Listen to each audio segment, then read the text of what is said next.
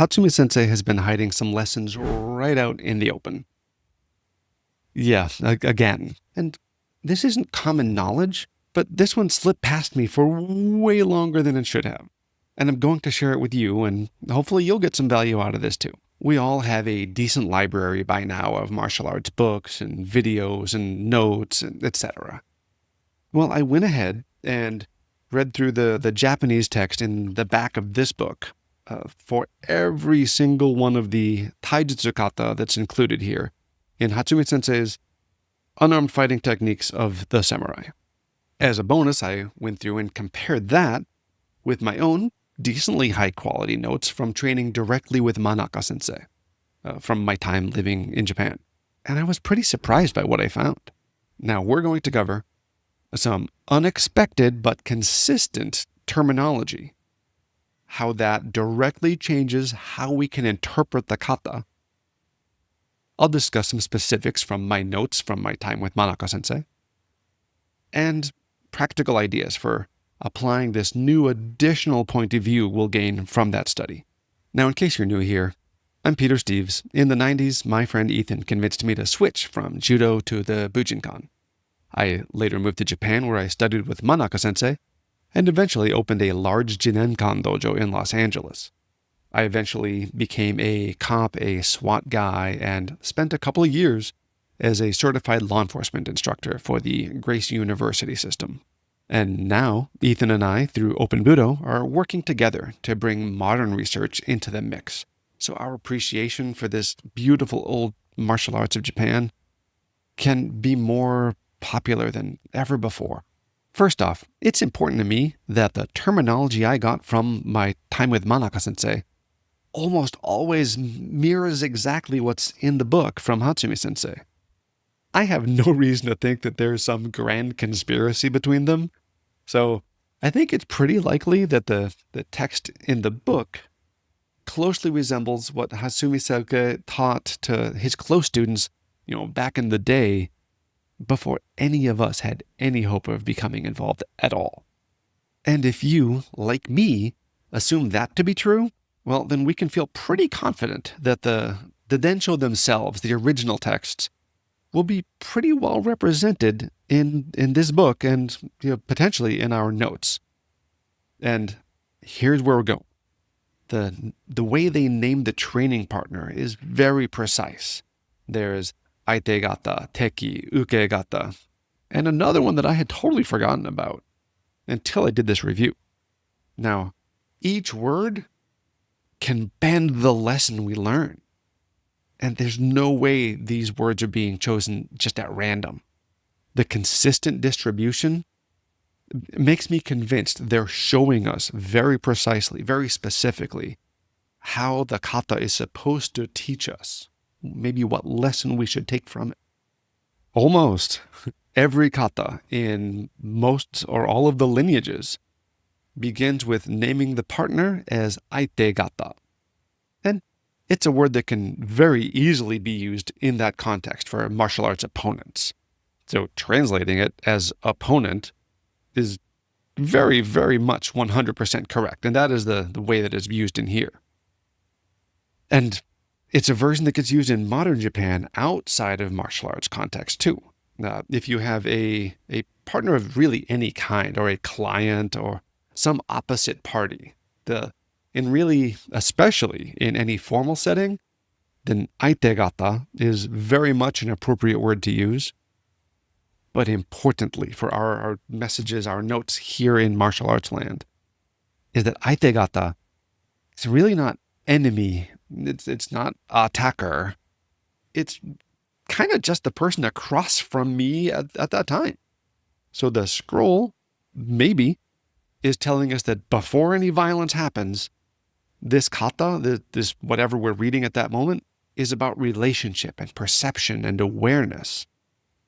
It doesn't make a ton of sense when you break it apart, but for etymology's sake, the characters involved in Aite gata, the first I is kind of mutual or inter type of word. Te is truly just hand, and kata is a person. Again, in kind of a formal or polite way to say it. So here's a practical takeaway. When you are presenting yourself as Aite gata, your job at that moment is to create that presence of another person, not always as an enemy. Now, from a constraints-led approach paradigm, and we're really changing the environment by existing as Aite gata. So take your time. Don't rush in. You'll let your posture, let your eye contact, your timing mirror your partner so they can learn something from that. Something I've used as a warm-up since back in Los Angeles was to have partners face off, mirror each other as they shifted from one kamae to another kamae. You can go through a lineage that you're in, but that gives you the chance to both give and receive the intent behind each kamae. And it builds in immediately the expectation for training to include intent and precision and movement. And then, if you're nerdy and checking it out, that's Shingitai.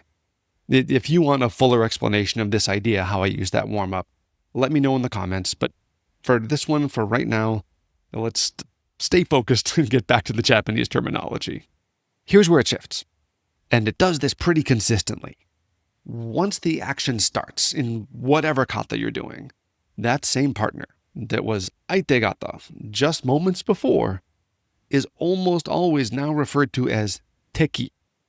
And that is an opponent. That is even an enemy. One heartbeat ago, they were just standing across from me.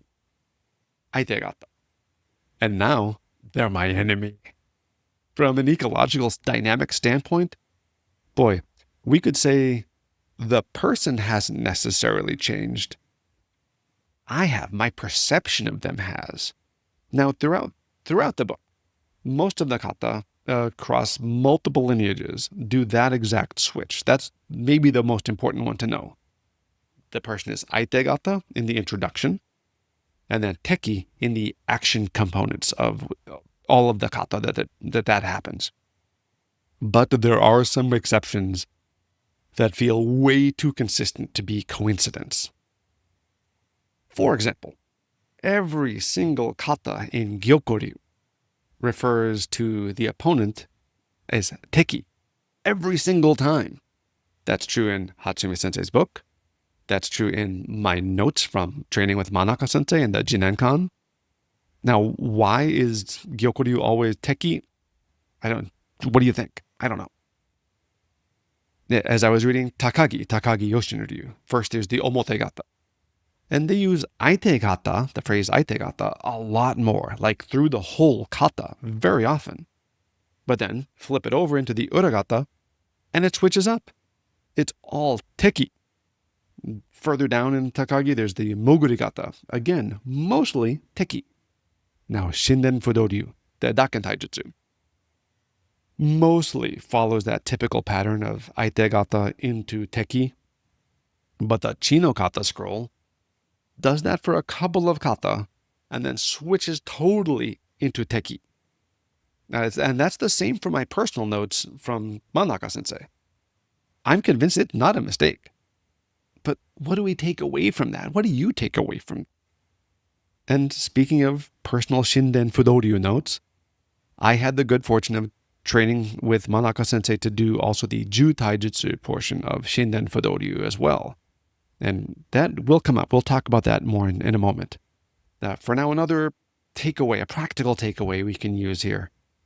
As the training partner, once you start attacking, once you are now switching into teki, assuming a switch, your role now is to bring the right kind of pressure, the add emotion to it. Look, it can be slow for safety if your training partner needs that, by all means. But still attack as if you mean it.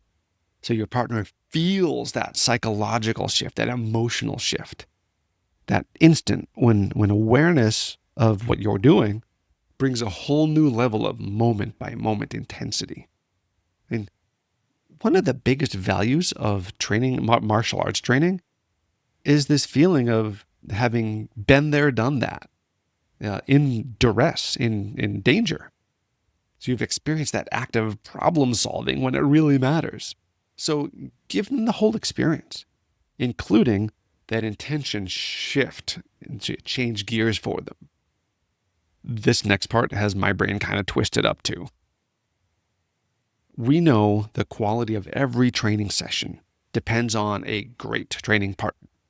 So if you're an instructor, you have to train people how to be a good attacker or a good bad guy. Now, maybe now you'll use some of these nuances of the switches between Aite Gata and Teki, for example. And we already talked about how that can shift from a formally present Aite Gata to an aggressive, emotion-laden Teki.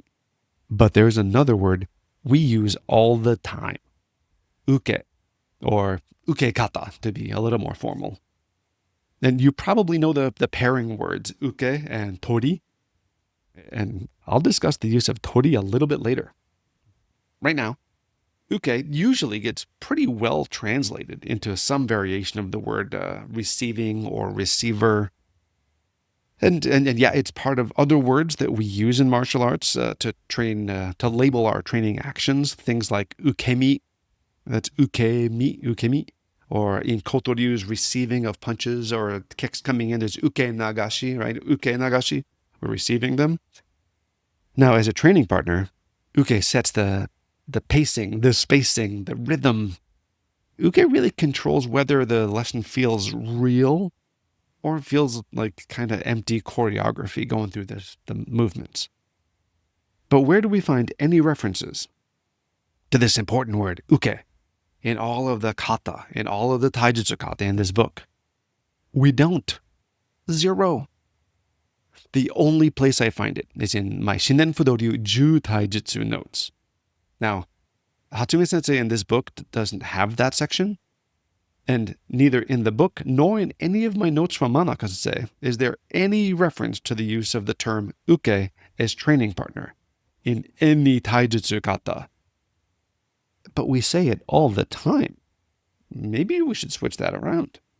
Now, here's another language twist, though. Now, outside martial arts, and also in martial arts, in the Japanese language, you don't take a test, right? You don't take the test. You receive the test. You sort of uke the test. It's that same word. So is it possible that the person giving the punches and getting thrown around is also in some way receiving some, being tested, receiving the most focus of the lesson? I know whenever I've been in that role, whoever I'm attacking, I typically learn a lot. I literally receive a ton of important information, especially from a senior instructor. So please, share some of your favorite memories as an uke down in the comments. Now, could we call this person also an opponent in English? Heck yeah, of course we could. We know that's exactly the role they're playing. So it's a pretty, I'd say, perfectly useful translation. I'm just trying to add additional perspective that, like me, you might not have had as an important part of your thoughts until now. So as a practical note, when you are assuming the role of uke or uke gata, your job now is to provide the exact learning opportunity that your partner needs. Sometimes that's going to be strong resistance. Sometimes it's maybe clear structure. You're not just receiving, you're everything. You are creating the entirety of what's needed for the teaching and the learning to happen in the first place. There's kind of a weird bonus exception word that's available too, at least in my notes. And I haven't checked with anybody else to see if this is consistent across other people and their notes, so bear with me and go ahead and tell me I'm crazy and totally wrong. If that's important to you, just leave that maybe politely down in the comment section. But in the Shinen Fudoryu Ju Taijutsu, I, in my notes, have just 3 kata that use, instead of Aite Gata, instead of Teki, instead of Uke, use Soho.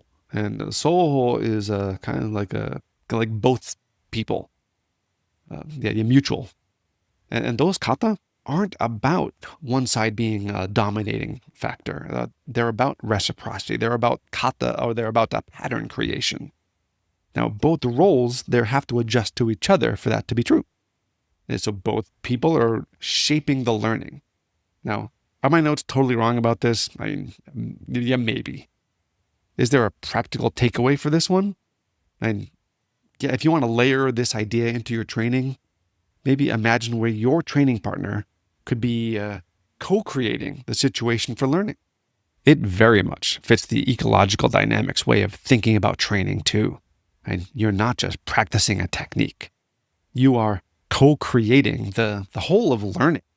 So take responsibility in that aspect for adaptation, which is a better way to consider what skill is, for creating opportunities for adaptation.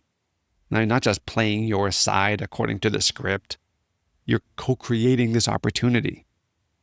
This really fits that warm-up that I mentioned earlier. Now, this part kind of threw me off too. Now, according to the book and matching in my notes, anytime the kata referred to the person reading and doing the technique, the first person kind of reference here used is ware. The word for I is going to be ware in all of the kata that use one. I didn't notice anywhere using Tori. Nothing. Nowhere. No Tori with uke even. Just this one fairly formal way to say, I. Now, it's way different to think like this. Because you're stepping directly into the shoes of the original person that was writing this. Not the book, the kata.